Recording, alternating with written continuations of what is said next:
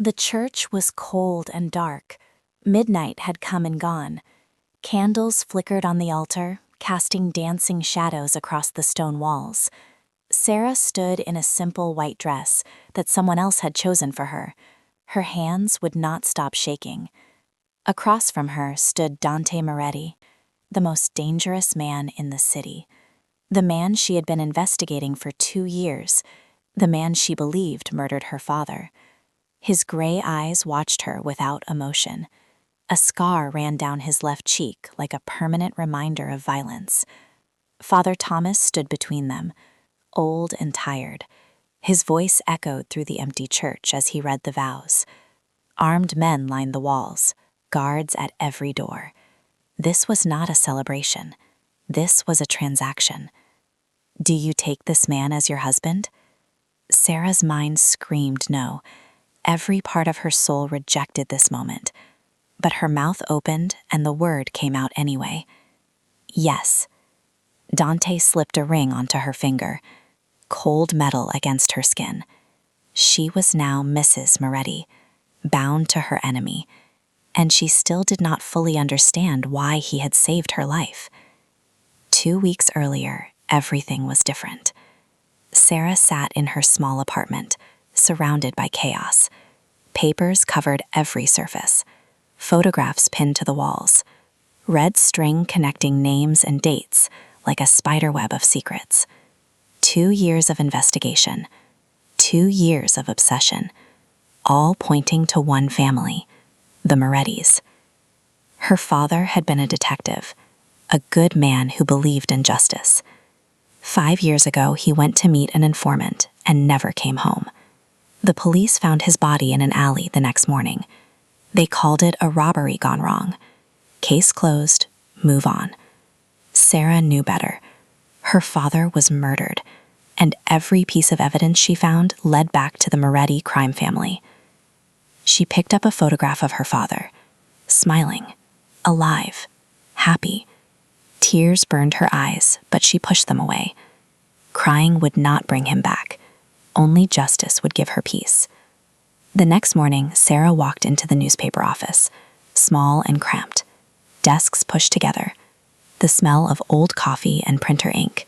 She loved this place. It gave her purpose.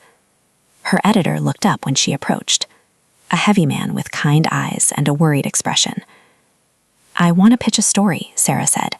"Organized crime in the city, the families that control everything from the shadows."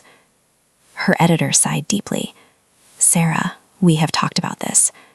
Those people are dangerous. You start poking around and you might not like what pokes back. I have sources, I have leads.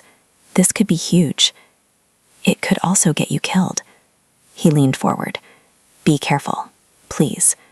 Your father would not want you risking your life." Sarah left his office without promising anything. That evening, she met Nina at a small bar downtown, her best friend since college, the only person who knew the full truth about her investigation. Nina slid a drink across the table. "You look terrible." "Thanks. Seriously, when did you last sleep?" Sarah shrugged. Sleep was a luxury she could not afford, not when she was so close to answers. "I found a source," Sarah said quietly. "Someone willing to talk about the Morettis, someone on the inside." Nina's face went pale. "Sarah, you need to stop this. These people kill anyone who threatens them. They killed my father. I cannot stop." Nina grabbed her hand. "Then at least be careful. I cannot lose you two." That night, Sarah drove to an underground parking garage. Concrete and shadows. The smell of gasoline and dampness. Her source was waiting. A thin man with nervous eyes who kept looking over his shoulder. "You came," he whispered. "Tell me what you know." He leaned closer. Sweat dripped down his face. "There is something called the Lawson File. Your father created it before he died. It contains everything. Evidence that could destroy." Tires screeched somewhere in the darkness. A black car roared around the corner. Men jumped out with guns raised. The source ran. Gunshots exploded through the garage. Concrete chips flew everywhere. Sarah dove behind a pillar. Her heart pounded so hard she thought it would burst. The shooting stopped. Footsteps approached. slow and steady. Sarah looked up and found herself staring into the barrel of a gun. The man holding it had cold gray eyes and a scar on his cheek. Sarah waited for death. Dante Moretti She stared himself. up at the man who haunted her nightmares, the monster she blamed for destroying her life. His finger rested on the trigger. One small movement, and everything would end. But the shot never came. Dante lowered the gun slowly. His gray eyes studied her face like he was solving a puzzle. Behind him, his men dragged the wounded source into the black car. The man was still alive, but bleeding badly. "Go home," Dante said quietly. His voice was deeper than she expected, calm and controlled. "Forget what you heard tonight." Then he turned and walked away. The car doors slammed. Tires squealed against concrete. Within seconds, Sarah was alone in the parking garage, shaking, confused, alive. She could not forget. The words echoed in her mind for days. The Lawson file. Her own name. Her father had created something before he died, something important enough to kill for, something worth sending armed men into a parking garage. Sarah threw herself deeper into her investigation. She barely slept. She barely ate. Every waking moment was spent searching for answers. She visited her father's old partner, a retired cop named Harris who lived in a small house on the edge of town. He opened the door looking 10 years older than she remembered. Gray hair, tired eyes, hands that trembled slightly. "Sarah," his voice cracked, "you should not be here.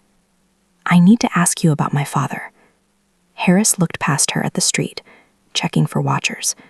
Then he pulled her inside quickly. "What do you know about the Morettis?" Sarah asked. The color drained from his face.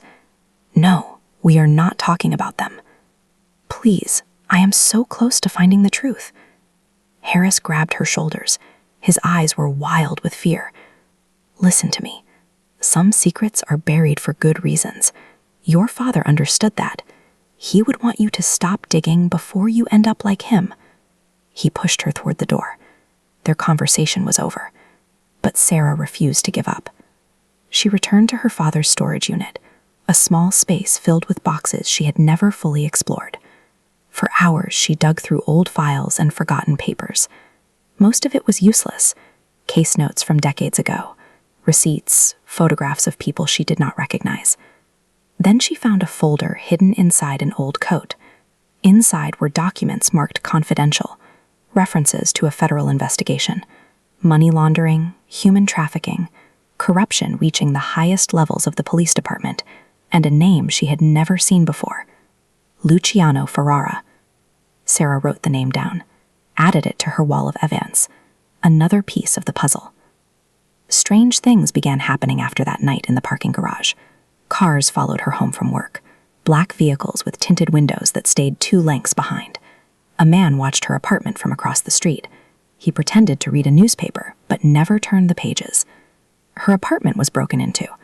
Nothing was stolen, but everything was moved. Someone had searched through her belongings, looking for something, warning her. Nina noticed the changes, the dark circles under Sarah's eyes, the nervous way she checked over her shoulder. "You are scaring me," Nina said one night. "Maybe you should go to the police." Sarah laughed bitterly. "The police? Half of them are probably on someone's payroll. I cannot trust anyone." "Then trust me. Please, let this go." But Sarah could not let go. Her father's memory demanded justice. His killer walked free while she sat doing nothing. That was unacceptable. She learned everything she could about Luciano Ferrara, head of a rival crime family, enemies with the Morettis for decades, cruel and ambitious, willing to do anything for power. 1 week after the parking garage incident, Sarah came home late. The apartment was dark. She reached for the light switch. "Leave it off," a voice said from the shadows. Sarah froze. A figure sat in her living room chair. Not Dante, someone older. A cigarette glowed orange in the darkness. "Hello, Sarah," the man said smoothly. "My name is Luciano Ferrara. We need to talk about your father." 2 men grabbed her from behind. A bag went over her head. Everything went black.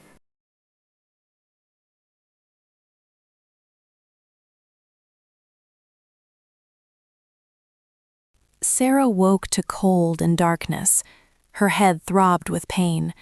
Her hands were tied behind her back with rough rope that cut into her wrists. The air smelled like mold and rust. She was in a basement, concrete floor, no windows, a single light bulb hanging from the ceiling. Water dripped somewhere in the shadows. Luciano Ferrara sat across from her on a wooden chair. He smoked a cigarette slowly. His face was weathered and cruel. Scars marked his hands like a roadmap of violence. His eyes held no warmth, only cold calculation. "You are awake," he said calmly. "Good. Now we can talk properly." Sarah tried to speak, but her mouth was dry. Her tongue felt thick and heavy. Whatever drug they gave her still clouded her thoughts. Luciano leaned forward. Smoke curled around his face. "Your father created something before he died, the Lawson file. Where is it?" "I do not know what you are talking about." He smiled. It was not a kind smile. "Your father was a clever man, too clever. He hid his secrets well, but everyone breaks eventually." He nodded to one of his men, a massive figure with fists like hammers. Pain exploded across Sarah's face. Stars burst behind her eyes. Blood filled her mouth. "Where is the file?" "I told you, I do not know." Another blow, then another. Sarah lost track of time. Minutes blended into hours. The questions repeated endlessly. "Where is the file? What did your father tell you? Who have you been working with?" She had no answers. Her father never mentioned any file. He never shared secrets about his work. She was completely useless to them. But Luciano did not believe her. The torture continued. They kept her awake for what felt like days. No food, no water, just pain and questions. Sarah retreated into her mind. She thought about her father, his warm smile, the way he made pancakes on Sunday mornings, the stories he told about catching bad guys. He would want her to be strong, to survive. Finally, Luciano grew frustrated. He threw his cigarette on the ground and crushed it under his heel. "She knows nothing," he muttered. The father kept her in the dark. One of his men spoke up. "What do we do with her?" Luciano considered for a moment.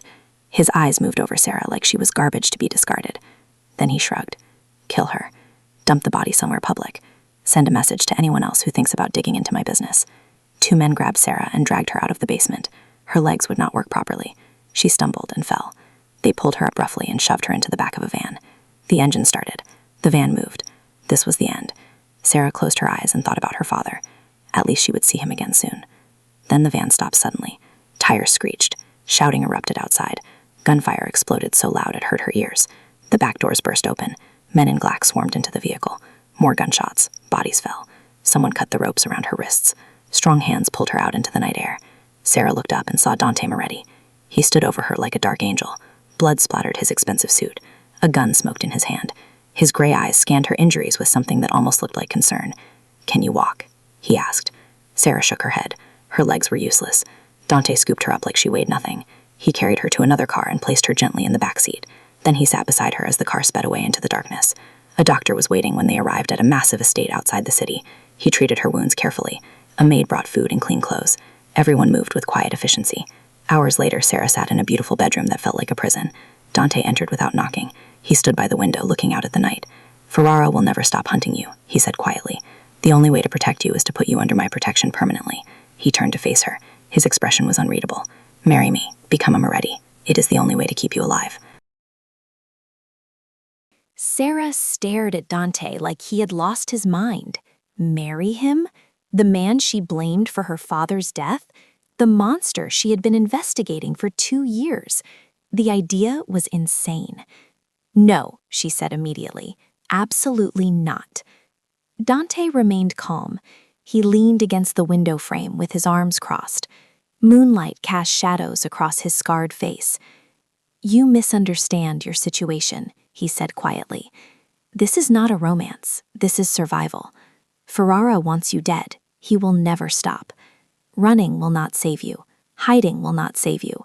The police cannot protect you. And marrying you will? In my world, a wife is sacred, untouchable. If you become a Moretti, then harming you means war. Ferrara is ambitious, but he is not stupid. He will not risk everything to kill one woman." Sarah laughed bitterly. The movement made her bruised ribs ache. So I trade one prison for another? Wonderful. Dante's eyes hardened slightly. You would be alive. That seems preferable to a shallow grave. Sarah turned away from him. Her mind raced through options. She could not go home. Ferrara's men would find her within hours. She could not go to the police. Half of them were probably corrupt. She could not run to her friends. That would only put them in danger too. She thought about Nina, sweet, loyal Nina, who worried about her constantly. If Sarah disappeared, then Nina would come looking, and Ferrara would find her instead. Why do you care? Sarah asked quietly. Why save me? I am nobody to you. Dante was silent for a long moment. Something flickered in his gray eyes. Pain, maybe? Or memory? Then his expression closed off again. You ask too many questions. The door opened before Sarah could respond. An elderly woman entered the room. She was small and frail, with white hair pulled back severely, but her eyes were sharp as knives. Power radiated from her despite her age. Grandmother? Dante said respectfully. So this was Bianca Moretti, the true power behind the family. Sarah had read about her during her investigation, a woman who had outlived 3 husbands and countless enemies. Bianca studied Sarah carefully. Her gaze missed nothing. The bruises, the defiance, the fear hidden beneath stubborn pride. She has spirit, Bianca said. Good. Moretti women need spirit. She has not agreed yet, Dante replied. Bianca waved her hand dismissively. She will. She is smart enough to understand her options. The old woman turned to Sarah. Child, my grandson is offering you protection, safety, a life. Do not let foolish pride make your decision. Foolish pride? Sarah's voice cracked. He is a murderer, a criminal. How can you expect me to marry that? Bianca smiled coldly. I expect you to survive. Everything else is negotiable. The next few days blurred together. Sarah was measured for a wedding dress. Rings were selected from velvet boxes. Documents appeared requiring signatures. Everything moved too fast. She felt like a passenger in her own life. The estate was beautiful but suffocating. Guards stood at every entrance. Cameras watched every hallway. Marco, Dante's cousin, followed her constantly. His handsome face twisted with suspicion whenever she moved. I do not trust you, he said bluntly one afternoon. You spent 2 years trying to destroy us. Now you live in our home. Something is wrong. I did not choose to be here, Sarah replied. That makes it worse. Trapped animals are the most dangerous. At night, Sarah explored the estate quietly. She found a library filled with old books. She discovered gardens that smelled like roses and jasmine. She saw photographs of Dante as a child, smiling, happy, innocent, so different from the cold man he had become. What changed him? What turned a laughing boy into a ruthless killer? The night before the wedding, Sarah made her choice. She waited until the guards changed shifts. Then she climbed out her bedroom window and ran. Cold air burned her lungs. Her bare feet slapped against wet grass. The wall surrounding the estate loomed ahead. Freedom, escape, safety. She almost reached it. Strong hands grabbed her from behind. Guards tackled her to the ground. They dragged her back inside and brought her to Dante. He stood in his office holding his phone. His face was carved from stone. Without speaking, he showed her the screen. Photographs. Nina walking to her car. Nina at her apartment window. Nina being followed by men with guns. If you run, Dante said coldly, your friend dies. Marry me tomorrow and I will protect her too. Sarah's heart shattered. She had no choice left. Fine, she whispered. I will marry you. The wedding happened at midnight, a small private church far from the city. Stone walls that had witnessed centuries of secrets, candles providing the only light. Sarah walked down the aisle alone. No family, no friends, no music, just the sound of her footsteps echoing through the empty space. The white dress felt like a costume for a role she never wanted to play. Dante waited at the altar, black suit perfectly tailored, gray eyes watching her approach. His expression revealed nothing. Not happiness, not regret, just cold determination. Father Thomas stood between them, an old priest who had known the Moretti family for decades. His hands trembled slightly as he held the Bible. He knew exactly what kind of wedding this was. The vows were traditional: love, honor, cherish. The words felt like lies in Sarah's mouth. She said them anyway, her voice steadied despite the storm inside her heart. Dante slipped a ring onto her finger, simple gold band, heavy with meaning. When he kissed her, it was brief and cold, a formality, nothing more. "You are now husband and wife," Father Thomas announced. Nobody clapped, nobody smiled. The witnesses were armed guards who cared nothing about romance. Bianca watched from the front pew with satisfaction in her ancient eyes. Sarah was now Mrs. Moretti, bound to her enemy forever. Life as Dante's wife was strange and uncomfortable. They returned to the estate after the ceremony, separate bedrooms on opposite ends of the hallway. They barely spoke except when necessary. Meals were silent affairs filled with tension. Sarah was treated well, but felt like a prisoner. Beautiful clothes appeared in her closet. Delicious food arrived at every meal. But she could not leave the estate. She could not contact anyone from her old life. Her phone was taken, her laptop removed. She was completely isolated. Days blended together. Sarah wandered the massive house searching for something to occupy her mind. She read books from the library. She walked through the gardens. She watched the guards patrol from her bedroom window. Slowly, she began to learn about the household. Bianca was the true power behind everything. The old woman controlled finances and alliances and secrets. She met with lawyers and accountants daily. Nothing happened without her approval. Dante commanded respect, but Bianca commanded fear. Marco remained suspicious and hostile. He watched Sarah constantly, followed her through hallways, checked rooms after she left them. He made no effort to hide his distrust. "You are a snake in our garden," he told her one evening. "Eventually you will bite. I will be watching when you do." The staff was different. Maids and cooks and gardeners who treated Sarah with genuine kindness.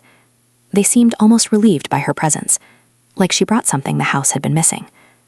Slowly, she began to learn about the household. Bianca was the true power behind everything. The old woman controlled finances and alliances and secrets. She met with lawyers and accountants daily. Nothing happened without her approval. Dante commanded respect, but Bianca commanded fear. Marco remained suspicious and hostile.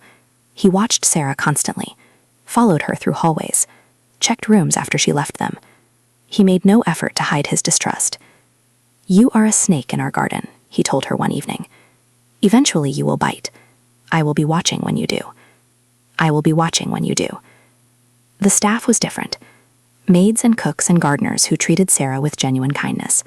They seemed almost relieved by her presence, like she brought something the house had been missing. Slowly, she began to learn about the household.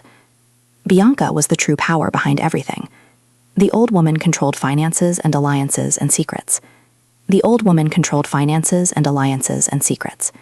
Dante commanded respect, but Bianca commanded fear. Marco remained suspicious and hostile. He watched Sarah constantly, followed her through hallways, checked rooms after she left them. He made no effort to hide his distrust. "You are a snake in our garden," he told her one evening. "Eventually you will bite. I will be watching when you do. I will be watching when you do." The staff was different. Maids and cooks and gardeners who treated Sarah with genuine kindness.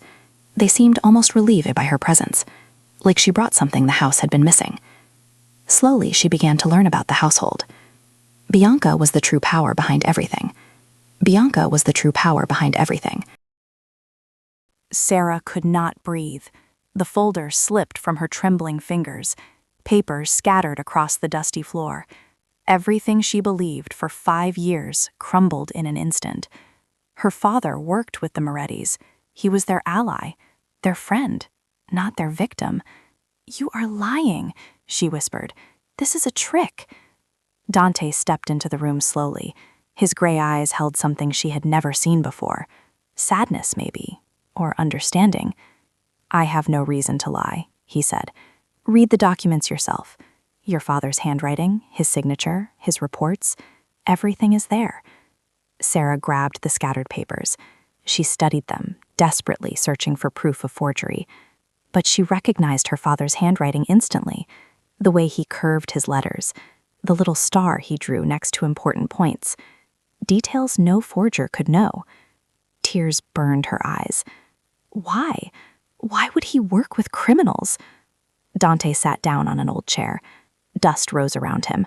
He looked tired suddenly, the weight of secrets pressing down on his shoulders. Your father approached us 10 years ago. Ferrara was destroying communities with drugs and violence. Children were dying. Families were being torn apart. The police were too corrupt to help. Half of them were on Ferrara's payroll.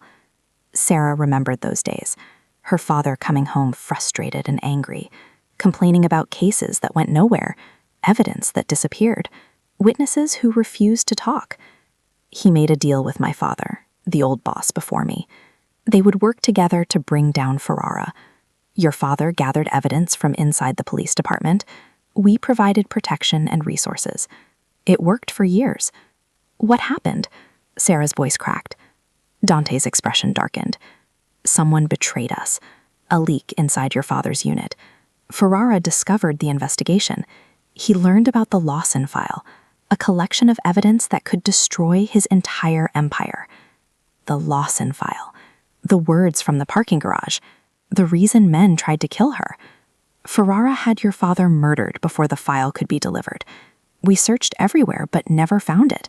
Your father hid it too well. Sarah collapsed into a chair. Her legs would not support her anymore. 5 years of hatred. 5 years of blaming the wrong people. 5 years of wasted obsession. Why did you never tell me? She demanded. I spent years investigating you, trying to destroy you. Why keep the truth hidden? Your father made me promise. If anything happened to him, I was supposed to protect you, keep you away from this world, let you live a normal life. Dante paused. But you would not stop digging. You put yourself in danger over and over. When you found that source in the parking garage, I knew Ferrara would come for you eventually. Sarah thought about the black cars following her, the men watching her apartment, the break-in where nothing was stolen, Dante's people protecting her from the shadows. You have been watching me for 5 years, she realized. I keep my promises. Everything shifted in Sarah's mind.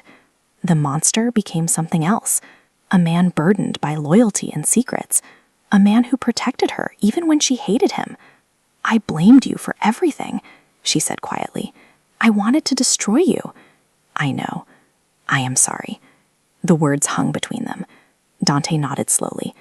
Something changed in his eyes. The wall of ice cracked slightly. Sarah picked up the papers again, reading through her father's reports, his observations, his plans. He had been so close to bringing Ferrara down, so close to justice. Then she remembered something, a phrase her father used constantly when she was young, their special hiding spot for important things. The toolbox, Sarah whispered suddenly. Dante looked confused. What? My father had an old toolbox in the garage. He kept important things hidden in a false bottom. He always said nobody looks inside a rusty toolbox. Her heart pounded faster. The Lawson file. He might have hidden it there. Before she could say more, alarms screamed through the estate. Red lights flashed in the hallway. Guards shouted orders. Gunfire erupted somewhere below. Dante grabbed his phone. His face went pale as he listened. Ferrara found us, he said grimly. His men are storming the gates. We are under attack. Explosions shook the estate. Glass shattered somewhere below. The sound of gunfire echoed through every hallway. Ferrara had brought an army to finish what he started. Dante grabbed Sarah's arm and pulled her toward a hidden staircase. They ran down narrow passages she never knew existed. The walls trembled with each explosion. Dust rained from the ceiling. There is a safe room in the basement, Dante said. Reinforced steel. You will be protected there. What about you? I have to fight. This is my home, my family. They reached a heavy metal door. Dante punched a code into the keypad. The door swung open, revealing a small room with concrete walls. Supplies lined the shelves. A single light flickered overhead. Dante pressed a gun into Sarah's hands, cold metal against her fingers. She had never fired a weapon before. Her father always refused to teach her. Stay here, Dante commanded. Do not open this door for anyone except me. Then he was gone. The door sealed shut behind him. Sarah was alone with the muffled sounds of war. She lasted 3 minutes. The thought of hiding while others died for her was unbearable. Her father never hid from danger. He faced it head-on. She would do the same. Sarah opened the door and stepped into chaos. Smoke filled the hallways. Bodies lay on the marble floors. Some wore black suits like Dante's guards. Others wore the gray uniforms of Ferrara's men. The smell of blood and gunpowder burned her nose. She found Marco slumped against a wall. Blood poured from a wound in his shoulder. His face was pale, but his eyes were alert. "What are you doing here?" he demanded. "Dante said to hide." "I cannot hide while you all die." Marco stared at her for a long moment. Then he almost smiled. "Maybe you are not a snake after all." Sarah helped him to cover behind a thick column. She tore fabric from her dress and pressed it against his wound. The bleeding slowed slightly.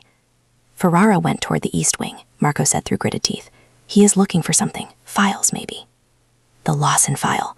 Ferrara knew about the hidden office. He wanted to destroy the evidence before anyone could use it. Sarah ran toward the east wing.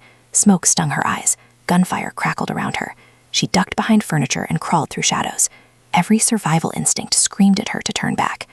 She reached the hidden office. The door hung open. Ferrara stood inside, tearing through files. Papers flew everywhere. His cruel face twisted with frustration. "Where is it?" he muttered. "Where did he hide it?" Sarah raised her gun. Her hands shook violently. She had never pointed a weapon at another person before. "Stop," she said. Ferrara turned slowly. Recognition flickered in his eyes. Then amusement. He laughed at the trembling woman with the gun. "The daughter returns. Did you enjoy our last conversation? I still remember your screams." Rage burned through Sarah's fear. This man killed her father, tortured her for information, destroyed countless lives without remorse. "My father was going to bring you down," Sarah said. "I will finish what he started." Ferrara moved fast, faster than she expected. He knocked the gun from her hands before she could fire. His fist connected with her face. Stars exploded behind her eyes. They fought desperately. Sarah scratched and kicked and bit. Ferrara was stronger, but she was driven by fury. They crashed through furniture. Glass shattered around them. Ferrara pinned her against the desk. His hands wrapped around her throat. Air vanished from her lungs. Darkness crept into the edges of my vision. Then a gunshot echoed through the room. Ferrara's grip loosened. Blood spread across his chest. He stumbled backward with shock in his eyes. Sarah gasped for air. Dante stood in the doorway, his gun still smoking, his gray eyes locked on Ferrara. "This is for her father," Dante said coldly, "and for everyone else you destroyed." He fired again. Ferrara collapsed and did not move. Sarah lay on the floor, breathing hard. Dante knelt beside her and lifted her gently. His hands were warm against her cold skin. "It is over," he said softly. 6 months later, Sarah stood outside her childhood home. The old garage was exactly as she remembered. Rusty tools and forgotten boxes. And hidden in a false bottom of her father's toolbox was the Lawson file. Everything needed to destroy Ferrara's empire forever. The evidence was delivered to federal prosecutors. Dozens of corrupt officials were arrested. Ferrara's organization crumbled completely. Sarah and Dante walked through a quiet garden. Their relationship had changed slowly over the months. Enemies became allies. Allies became something more. The marriage of survival transformed into something real. "What happens now?" Sarah asked. Dante took her hand. His gray eyes held warmth she once thought impossible. "Now we live," he said simply. "Together." Sarah smiled. Her father would ever proved. Justice was served, and love had grown in the most unexpected place. A mafia boss married her to save her life, but somewhere along the way he saved her heart too.